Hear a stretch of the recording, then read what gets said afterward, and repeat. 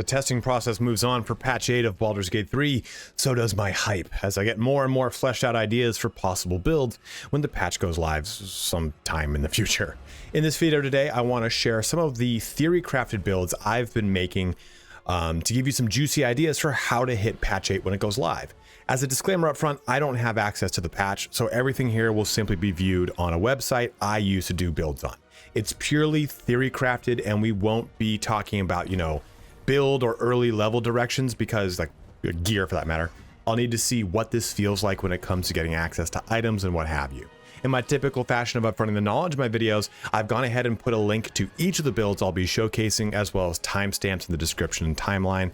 Simply navigate to any build that interests you, or even skip the video and just look at the raw links. I wanted to be respectful of your time, so if nothing piques your interest, feel free to shut the video down. Since this is all theory crafted, you won't miss anything important. But that's the too long didn't watch this entire video. So that's if you've decided to stick around to watch more, please don't forget to like, comment, and subscribe if you end up finding this video helpful, as each one of those things does help me out in a huge way. And as always, don't forget to check me out on Twitch, where I'll be streaming this game and Monster Hunter Wild when it goes live next week. Let's get started on my top build for patch 8 in Baldur's Gate 3. So the very first one we're going to talk about here is my Shadow Blade, quote unquote, build. And I'm not talking about the Shadow Blade from Dark Ages of Camelot, which is one of my favorite stealth classes in any game of all time. And if you know what I'm talking about, you know what I mean. But what we're going to be talking about is combining the might of a Sorlock using the Shadow Magic Sorcerer and a Hexblade Warlock. I'm using the website here, EIP Gaming. They have a really good build planner for this. They have a whole item section that I haven't filled out at all, but this is pretty much how we'd be approaching it. And it's a pretty even 6-6 split of 6 Warlock, 6 Shadow Magic, because you get all the good things, quote unquote, from that split. You don't need to go that much higher. You get more stuff, but still, you get a lot of cool stuff as it is. And how I'd kind of see this or envision this in the early portions with the stats, you can see the actual representation right here, probably a little bit better. But we're looking at 8 strength, 14 dex, 16 con, 8 intelligence, 10 wisdom, just to help us resist any kind of control impairing effects, and 19 charisma. 19 in charisma, this includes the feat that we would have access to. Now, whether you're playing this on an honor mode or however we're going to approach this build when the game goes live, of course, or the patch goes live, this is going to hopefully have 20 charisma through the hag's hair. And how we would break this up is 6 levels, right? But I want to take 1 level of Sorcerer to start off with, because what that does it show it on here somewhere? Well, by starting off with Sorcerer, it gives us proficiency in Constitution, allowing us to maintain our concentration checks a lot easier. So we start off with that. And we're, of course, going to be Shadow Magic. Now, I'm not going to go through every single spell choice here, because a lot of that's going to be dealer's choice, what's in your party. It's better for a larger build video. This is just kind of a high-level overview of some of these builds. But I envision this to be a medium to close range character, in the sense that I want to get up into the thick of that. I almost said something real wild right there. I don't know what I was going with. Think of that cookie jar I'll go with. And use like Booming Blade, use Blade Warp for some defense. Magic Missile gives me a little bit of range. But then level 2, we're going to pick up Warlock. That allows us to turn on Hexblade. Now, if you've played this game before, you know that like stuff like heavy armor that you get as virtue of being a fighter, you don't get access to unless you started with it. The only time you get access to stuff like martial weapon or armor feats is if they're a circumstance of a subclass, in this case it's patron, of the class you've chosen. So for example, if I were to choose a cleric that gets heavy armor as an option for their subclass, then I get heavy armor. Hexblade here, does it show it here? Yeah, cool, perfect. Is going to give me medium armor, shields, and martial weapons. You gain the ability to bind a hexed weapon, which lets you use charisma modifier instead of strength or dexterity when attacking with weapons that you are proficient with. So we're proficient in martial weapons. I'm a drow, which gives me access to more stuff, because why would I not choose a drow? And now I have a thing that's going to scale off my charisma. So at level 2, I'm already in the thick of using that playstyle, whereas otherwise I'd have to approach it by going through Pact Blade, or Pact of the Blade, sorry. And we're going to open up with like Eldritch Blast, Shield, Armor of Agathis. Shield is one of the new ones that Hexblade gets. And Hexblade and Shadow are going to play really well together once we kind of push this through. So we'll then switch back to Sorcerer, getting our levels in Sorcerer, going through this shenanigans, picking up Charisma for our first feat, going all the way up into level 6 for our Sorcerer, because we want access to this, the Hound of Ill Omen. If you don't know what the Hound of Ill Omen does, it costs 3 sorcery points. It's a bonus action. Then it summons a Hound of Ill Omen that will generate, has a chance to generate sorcery points for us. And when it gets hit, they like replicate. They're insane. They're so good. So you use them for this build for infinite sorcery points, for effectively like infinite fun meta magic stuff that you can do, and a lot of other shenanigans. Also too, since we're getting plenty of abilities like Shield, for example, here, I'm getting that with my Warlock skill, so I can just simply short rest to get stuff like Shield back online, which is a really, really cool way to turn those, what are they called? Spell slots working in your advantage. So we pull those 6 levels into Sorcerer, then now 5 more levels now into Warlock, and getting, Repelling Blast and Agonizing Blast. So we have a really strong cantrip that's going to scale off of our Charisma, and we push into level 11 or level 5 for Deepen Pack and extra attack. Really, this is going to come down to you, right? Would you want your character to go 5 levels into Warlock first to make them a better melee combatant, or 5 levels into Sorcerer first to make them a better caster? It's up to you. And then 2, with Hexblade, we get access to Elemental Weapon. We get access to the new Shadow Blade. We have a shadowy short sword in your hand that deals 2d8 psychic damage. When you use the sword to attack a target that is in dim light or darkness, you make the attack roll with advantage instead. There's a lot of cool stuff that you can do with this with a lot of other builds, but it's a really fun ability. And then we would culminate this with the Accursed Spectre ability here. So part of being Hexblade is that we have a special curse, right? And is it on here somewhere? Where is it? Right there. Hexblade's Curse. Curse a target. Your damage rolls against the target gain a bonus equal to your proficiency bonus. The number you need to roll a critical hit while attacking the target is reduced by 1. If the target dies, you regain Warlock level plus 5 Charisma modifier points. So at our max, that's 6 here, plus this 4, hopefully 5 if you get this up to 20. So every time you kill something, you're getting 11 free hit points, which is really cool. In addition to that, though, this curse plays with Accursed Spectre. Raise an Accursed Spectre from the soul of a fallen cursed target to fight by your side. The size of the fallen creature will determine whether you raise a feeble, mundane, or primordial spectre. I've seen a lot of really cool clips of this being used, and it's just absolutely ace. It's so cool. And the cool thing about this build is you could solo honor mode with it, because you have a lot of really cool get out of jail free cards. You have Strength of the Grave that you get from Shadow Magic. After reaching 0 hit points, you regain 1 instead of becoming down, allowing you to stay online long enough to really kind of get things going. If you go with Half Orc, I don't know if Half Orc, who has this ability built into their race traits, I don't know if it's, I don't want to say stacks, but I don't know if you get both.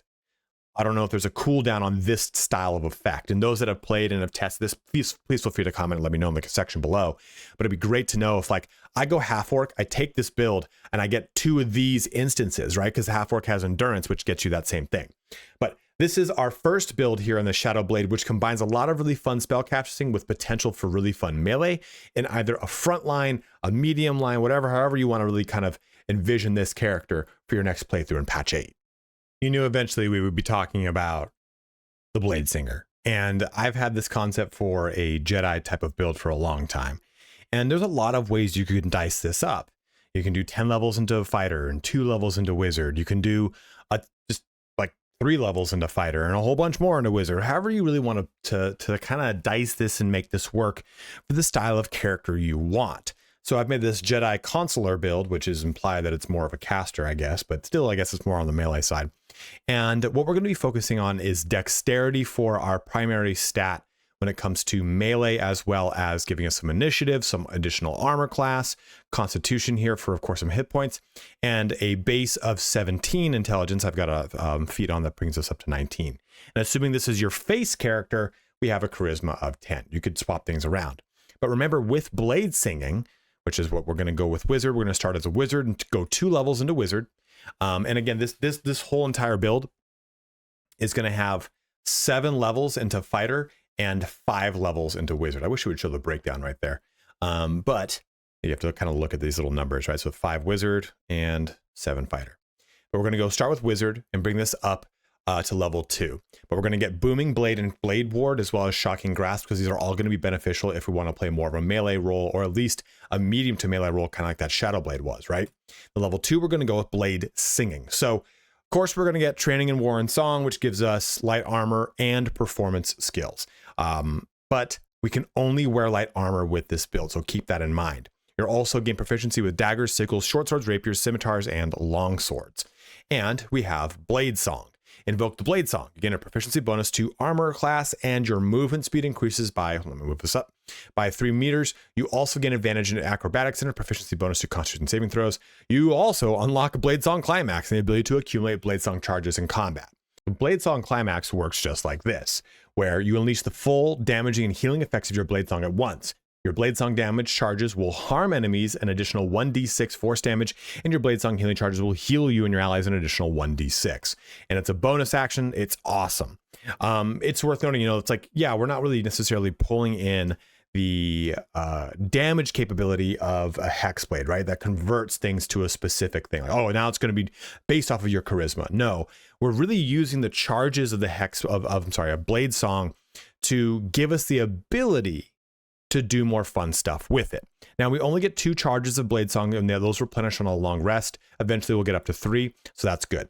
But now we're going to pivot into fighter and go our 3 prerequisite levels to get to Eldritch Knight, which gives us the ability to weapon bond. Not as huge here. This just basically means we throw things that comes back to us and we can't be disarmed. But what we want out of this is the capability to really turn on more damage potential. Remember, we're using Booming Blade, which is a cantrip, and that's gonna come around to help us.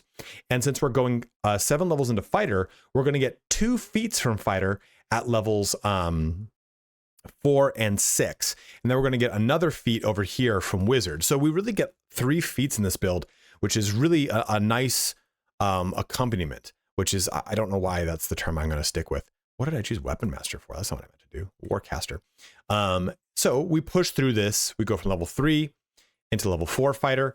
And we're going to get access to Warcaster, which just helps us out in maintaining our concentration. You could go Spell Sniper instead here. You can go Alert. You can go Ability Improvement at this point if you want. I would Ability Improvement at level 6. So there's a lot of things that you could do. There's so much flexibility in this build, which I think is really cool. And again, I've not chosen any spells. But we get our extra attack 2 levels later than we normally would at level 7 rather than level 5. Most people that are playing a melee class, they want that extra attack as fast as possible. But what's important to remember, since we're playing a hybrid character, we started with Wizard. Wizard doesn't need to unlock a spell through their levels to use it. They just simply need to have the corresponding spell slots to use it, and then they scribe it for a small fee, right? So we'll max out at level 4 spell slots, but as long as we get level 2 spell slots, we can start to use stuff like Shadow Blade, which will pivot off of our dexterity, which is really, really nice. So we can have a lot of fun up to this point. Don't think like, oh man, I'm going so heavy in a fighter, but I want to cast more. Cast as much as you want. You're only limited by your spell slots, which is really fun. But we pull into level 6 fighter, and we get the ability that we really want here. I'm sorry, level 7 fighter. At level 6, I chose intelligence ability improvement. Level 7, we get War Magic. This is one of the biggest things for this build. You have honed your body in magic for war. After you cast a cantrip, you can make a weapon attack using a bonus action. This is huge because this bad boy, strike with your weapon, afflicting your foe with a resonance that hurts them for 1d8 thunder damage when they move. This actually is kind of a weird situation right now. So attack with a cantrip, right? Well, this actually counts as a weapon attack. So for the constraints of extra attack, you use Booming Blade, then it gives you an extra attack, and then you can use also an attack on your bonus action. So you're getting a ton of attacks with your weapon in a given turn, because this allows you to really turn on a ton of potential damage, especially if you're to use haste or a haste potion, you have another primary action, right? So it just allows you to do so much out of that. So you have a lot of fun being able to basically act as a quick buzzsaw to do quite a bit of damage. That's why I said you could just simply take, and you can use Blade Song, right, to add even more fervor into this. You use that blade song, you use the ability and add force damage behind the attack with your bonus action if you so wish, rather than actually doing another attack. There's a lot of ways that you can flex this and have a ton of fun with it. And then for Wizard, we're going to pull into more stuff here all the way to level 5, which gives us another use of our blade song. So the Jedi Consular can be used in a bunch of different ways. And I could even pivot this around and have it be a whole different construct and actually just simply be an Eldritch Knight, like a Jedi Guardian, which I'll do those things. But this is a really cool way to play around with blade song, which also gives you a ton of murdering capabilities in close combat. Our next one here combines the Death Domain Cleric with the Way of the Open Hand Monk, which is already a disgusting class on its own. And this really hinges upon necrotic damage. Now, I think the Death Domain Cleric is awesome because it opens up a lot of doors for a lot of really crazy things. You can have a lot of fun doing a lot of stuff with a lot of things. We'll go into that in a little bit. But Dexterity, 16 to start off with because we're going to be a monk, 14 Constitution, and 17 Wisdom, which we would hopefully help out with the help of Hag's Hair and what have you. But for our class, we would start as a cleric, and go into Death Domain. The big thing with Death Domain is Reaper. Your necromancy cantrips that only target one creature can target an additional creature. So from the start of this character, we can use, did I not take the right ones? We can use Toll the Dead and Bone Chill and have a lot of fun with it, right? We can use those every turn. We don't need to be in close combat, which is kind of the shortcoming of being a monk until you get further and you can really move really fast, right? So this is really nice. We get access to a great set of, we'll get 2 really nice cantrips that then we can target an additional creature with. So it's nice to be able to basically spread those around, do some fun damage with them, and have a lot of good stuff done, especially with Toll the Dead. It's our newest one. Ring the Bell of Impending Doom. If the target is at full health, you deal 1d8 necrotic damage instead. So it does more damage if they have less. I think it's 1d12 if they are not at full health. So you can have a lot of fun kind of spreading this out. And then we would pivot from cleric into monk. Now, I will say this. I don't typically like to do these one spice into one levels and a bunch in another and then back and forth. I like to kind of usually stick for the sake of ease of approachness of a build. I like to put 5 levels into the primary thing first and then split off. Regardless of whether you're doing melee or casting, level 5 is a big power surge for every single class. It's when you get access to your level 3 spells if you're a spellcaster. You get access to your extra attacks if you're a melee character. So there's a big power spike there. So we're going to be slightly behind that curve, but not too much. And even in retooling this once we get into the game, I would probably do monk first. But I wanted to just be able to turn on Death Domain immediately because it's just so fun. And we're going to get more out of Death Domain once we go further into it. But we're going to go, 1 level into monk and stick with unarmed stuff, right? We're just going to simply use... We're going to be a monk for all intents and purposes, doing all the things that monks do, all the way until we get to level 6, where we get extra attack from level 5 monk. We're going to get access to Stunning Strike, which is great, but we're going to put it 2 more levels up for key empowered strikes. Now we do magic attacks when it comes to our fists, and we get some increased movement. And then we're going to get to monk level 7 for evasion. Your agility lets you dodge out of the way of certain spells, and when you spell or effect would deal half damage on a successful dex throw, it deals no damage in Stillness of Mind to break out of Charm and Frightened. But the big reason we went with Open Hand Monk is, okay, was it not on here? That's just a bunch of poppycock. Open Hand Monk gets the ability to turn on a passive, which adds static necrotic damage into the build. And that is what is important. So when we look at this is going to be at level 6 for Manifestation of Body. Your hands sap the key from your enemy's bodies. Your unarmed attacks deal an additional 1d4 plus wisdom modifier necrotic damage. So we have more necrotic damage. I decided to take monk to level 6. I'm sorry, monk to level 7 here. Okay, it wasn't. I was making sure it wasn't actually there. A monk to level 7 because of this, so we can break away from Charm and Frightened, and the spells don't do much damage to us. You could just as easily just go do an even 6-6 split without any penalties here. And I'll talk about why 6-6 would be beneficial in 1 second. When we go further into Cleric for this, Touch of Death. When you hit a creature with a melee attack, you can use your Channel Divinity charge to deal an extra 5 plus 2 times your Cleric level necrotic damage. So why you would go 6 levels is at 6 Cleric and 6 Monk, you'll actually get 1 extra Channel Divinity charge, which replenishes on a short rest anyway. But this equation is now going to be 2 times 6 versus 2 times 5. But still, even on the base end, that's 15 extra necrotic damage plus your 1d4 necrotic damage. So you've got a ton of necrotic damage coming out of your character on primary action, on secondary action, and if you remember, if you've not used a what the hell is this thing called? An open hand monk, Flurry of Blows is disgusting because all these are going to be imbued with necrotic damage. And there's so many items in this game that can really benefit from using necrotic items. So you can go to town on this. And also level 5, which is the big reason we want to get all the way down to this point, is we want Spirit Guardians, because Spirit Guardians can be turned on for 3d8 Radiant or 3d8 Necrotic. It's worth noting, necrotic damage is also one of the most resisted spell types in the game. And at level 6 Cleric, we do get the ability to bypass, when we use a spell specifically, the necrotic resistance of targets as a fact of the death domain. So that is a nice caveat that there is to that whole necrotic damage being heavily resisted. Keep in mind, though, that this is a concentration capability. So you're going to have to cast this instead of other things. But if you get in a tight spot, you can go ahead and use Vampiric Touch, which is, again, a concentration ability. Touch an enemy to siphon their life force and regain half as many hit points, but also dealing 3d6 necrotic damage. So just tons of necrotic damage layered into this build for the touch of the finger of death, because I'm just not as creative with naming, clearly. It just, every time you type a name out when you're playing like any kind of RPG, hell, let alone if it's Counter-Strike, it's just, you're like, this is the coolest name in the world. And someone says it out loud, you're like, I'm fucking dumb. Like finger of death right there. So this build can be 5/7, it can be 6/6, and I think there's a lot of different ways that we're going to be approaching the death domain, because I think it can really spice into a lot of fun different directions, especially if we look at the Druid and other fun combinations.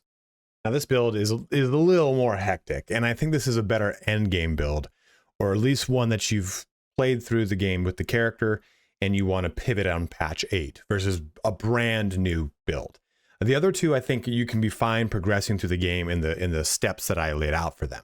But the Arcane Stalker here is a 3-way multi-class build. So I'm going to be using 6 levels into Fighter, specifically Arcane Archer.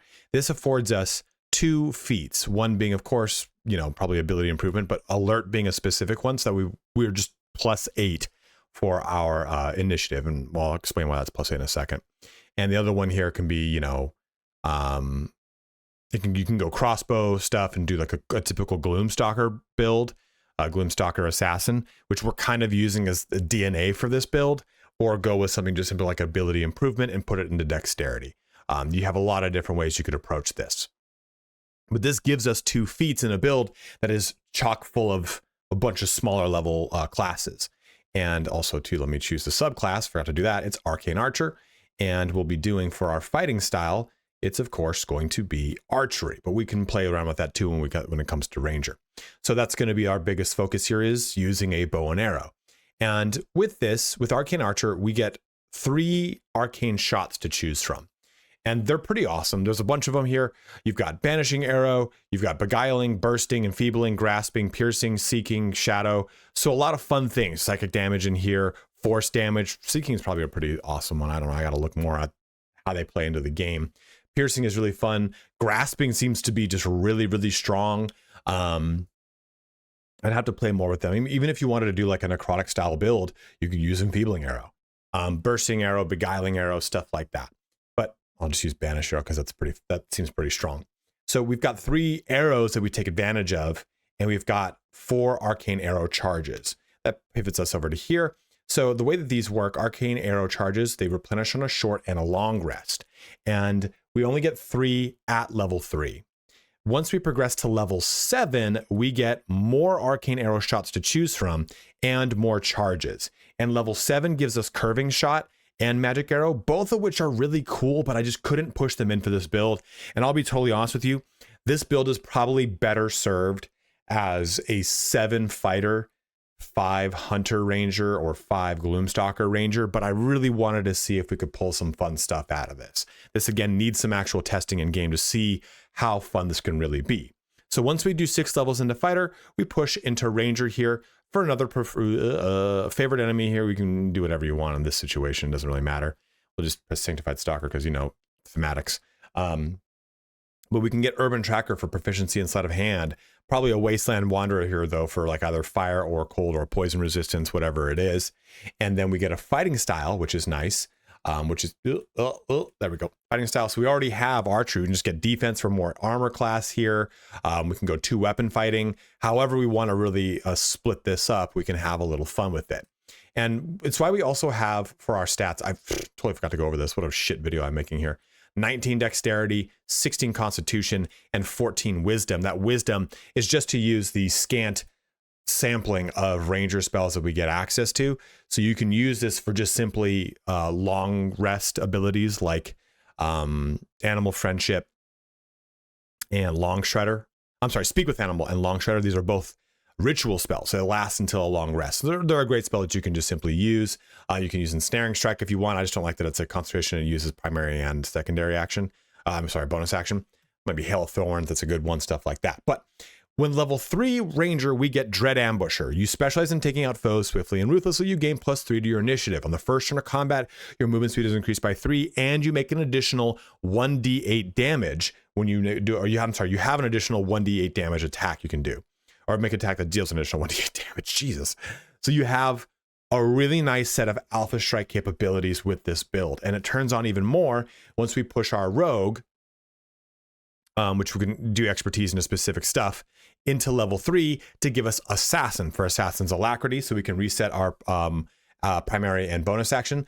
Assassin's Ambush. So any successful attack roll against a surprise creature is a critical hit. So if you're good at setting up surprises, this is awesome. But then our last one here, this is awesome because we're going to probably be going first. We have +8 to our initiative across Alert and Dread Ambusher. So you are deadliest against unprepared enemies. In combat, you have an advantage on attack rolls against creatures that haven't taken a turn yet. If you've ever made a Gloomstalker Assassin build, you know how strong this build is. But it does rely on using Sneak Attack, which does additional damage. Here you go. Deal extra damage to a foe you have advantage against, and Assassinate Initiative gives us advantage on attack rolls against creatures that haven't taken a turn yet, which will be us because we'll have so much initiative. This gets additional damage for every odd level of rogue you've got. So at least we'll have a nice sneak attack to take advantage of that we can use. And we have extra attack built into this build as well. So we will be doing a lot of Alpha Strike potential, but this is my way of trying to turn our Arcane Archer into this really fun, kind of stealthier, more tools in their tool shed type of build that I think might not be that great. I'm not going to lie to you. I think, again, Arcane Archer mixed in with something else on just a simple 2-class multi-class is probably better, but I think this is really cool thematically, and I can't wait to try it and see if it does come off the ground. Our last class is the Radiant Druid, and we're going to be using the new Starry Form Druid and the Light Cleric, which is already like a blaster, very fun cleric subclass. So we're going to go with 14 dexterity to start off with, 16 constitution to help us off with any of those concentration checks, and then 17 base wisdom into a 19 after feats. With, again, if this is your face character, go with like 10 charisma. You can really put that wherever you wish. Into the class situation, we're going to start as a cleric. And I originally, when I built this out, I was like, okay, let's go 2 levels into cleric. Just to get this, but you know what? Maybe I just start with Druid. I figured, you know what? Let's just go 6 levels Cleric, 6 levels Druid. And you could swap this if you wanted. But the reason we've done it this way is, I'm going to pop over to this. It's the way Starry Form works. So Starry Form is going to use a wild shape charge. So Starry Form works similar to Circle of Spores in that it does not change your character like it does whenever you would use a wild shape charge otherwise, right? Wild shape charge, you shape shift into a bear or whatever. You can't do anything of whatever unless whatever that bear does. That's not the case here. Now we have Starry Form, Archer, Chalice, or Dragon. And we do whatever the ability is, healing. This Luminous Arrow is pretty cool. Let's click on it. Let's click on it. A bunch of 1d8 plus wisdom modifier, which is a 4 right now for us, right? Radiant damage as a bonus action, or our dragon, which is really nice as well. So we have 3 capabilities that we can use, which is very fun. We get that at level 2 for Druid. So if you want, you can start with 6 levels into Druid and take this first and you'd be just fine. And you get your star map, which allows you to use Guiding Bolt without using a spell slot. And Guiding Bolt here gives you tons of radiant damage. And anytime the next attack roll against that target has advantage. So it helps out the whole entire party. So that's how I've really positioned this class, and we're going to focus into getting level 6 for Cosmic Omen. Whenever you long rest, you consult the stars for a Cosmic Omen of Weal or Woe.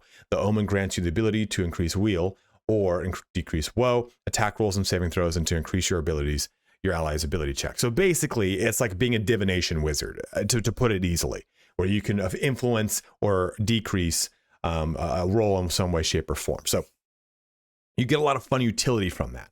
And at level 6 Druid or Cleric, we get fun stuff too. So by jumping down through here, we go to level 4 Druid, we get our ability improvement, and level 4 Cleric. Level 5 Cleric, we also get our Spirit Guardians. Remember though, since we are a light Cleric, that was at that time. Radiance of the Dawn is 2d10 plus level, it's character level, not class level. So eventually this will be 2d10 plus 12 radiant damage, which is sick. And no matter what, they still take half damage on a save. So it's a real great ability. It's very, very good. And it's a nice big explosion.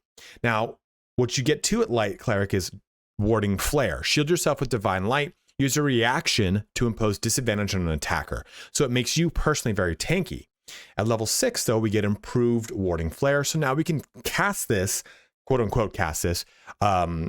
I say cast this not as in like casting a spell, but like to throw this onto anyone in our party. So you can use reaction to impose disadvantage on the attack rolls, possibly causing their attack to miss when an enemy attacks an ally. So this is very cool. It makes this character a really awesome, fun backline support bomber of a character that is ripping and gripping with nukes and all sorts of fun stuff, right? You get fireball from your cleric spells, all sorts of cool things. Then as we pivot into Druid with level 2, we get our star forms activated. We get guidance, which is, we get that from a cleric anyway, right? But plenty of guiding bolts to use, which get cascadingly better, right? And we're going to have all the way up to level 6 spell slots, so we can have a lot of fun with this. We jump all the way into level 4, we're into 5, into 6, where we get those Cosmic Omens. So you have a lot of really cool tools at your advantage here. Chain Lightning is a really fun ability as well. And okay, I don't really have anything I can do with my primary action. Well, I'll have 3 charges of Cosmic Omen, 3 charges of Star Map, and 2 charges of Wild Shape Charge. And you have plenty of items that can add to your Wild Shape Charge, or at least give you benefits to it. So that will give you the ability to use your bonus actions from your Starry form to a lot of really great uses. Now, this is the only of one of our builds where there's an item section that actually makes sense to talk about, because you can have this build come online as a 6 level. That's kind of cool here, right? You go 6 levels into Cleric, you're amazing out the gate because Light Cleric is so damn strong. And even pivoting over here into Druid, you're still going to be strong. And these items that you get access to are all pretty much in Act 1. I think the Callous Glow Ring is the beginning of Act 2. I can't remember now. But Luminous Armor, when the wearer deals radiant damage, which we will do in abundance, they cause a radiant shockwave. That radiant shockwave is going to deliver radiating orbs. Now, what radiating orbs do? They reduce the attack roll per turn remaining on things that have them. So you're going to just go crazy with this. When the wearer deals radiant damage, the target receives 1 turn of radiating orb. Creatures who miss their attack rolls against the wearer must, and you have the ability to do your ward, right, to give them a disadvantage in their attack. So they then have to do a DC 14 Dex saving throw or take radiant damage, which triggers these 2. So they now will get 2 stacks of radiating orb. But wait, there's more. Callous Glow Ring. The wearer deals an additional 2 points of radiant damage. That's another instance of radiant damage, which will trigger these 2 again. And then Coruscation Ring. When the wearer deals spell damage while illuminated by a light source, they inflict radiating orb. So you have tons, and it's specifically that says for 2 turns, for receive 1 turn of radiating orb. I think Radiant Shockwave here, I'm looking over at the wiki, it's for 2 turns. So basically, anytime you hit something, you're going to give 2 + 1 + 2 turns. This requires it to be a spell, by the way. So 5 total turns of radiating orb, which is stupid good. It's a really fun combination that The Radiant or a Light Cleric is really good on their own, and using the Light Cleric to use these abilities is really great. But now that we're going to be able to spice in some fun stuff with Druid, we get even more capabilities to really pull this thing online. So at that, it brings our video here to a close. Hopefully this gave you some really cool ideas to kick around before patch 8 launches. You can take a look here at that website that I was using. You can use that to bang around, try to make your own builds, whatever it is, and go ahead and let me know any other builds that you'd like me to showcase. These were just some quick ones that I thought up of on the fly. There's going to be more once I really sink my teeth into patch 8 and can play around with how those level breakpoints really feel when you're leveling up a character, right? Like a lot of my build guides, I give you the progression from level 1 to level 12 so you can play that character from level 1 to level 12. So I give you some way to not make that character feel shitty as you're leveling. But again, like take a look at that Arcane, take a look at this photograph, take a look at that Arcane Stalker. That character is not going to be fun until level 12. They'll be fun through the first 6 levels of being a fighter. Then you're going to feel your power kind of wane until you get the 3rd level of your other 2 subclasses. And it's going to give you a little bump and then a bigger bump of a power spike. So there are some builds that I've thought up. I'm like, that's just not going to be fun leveling. So if you have any cool ones, go ahead and let me know in the comment section below and I'll explore them and have some fun. But I'm super stoked on patch 8. But as always, guys, thank you so much for watching here today. Have a good one and take care.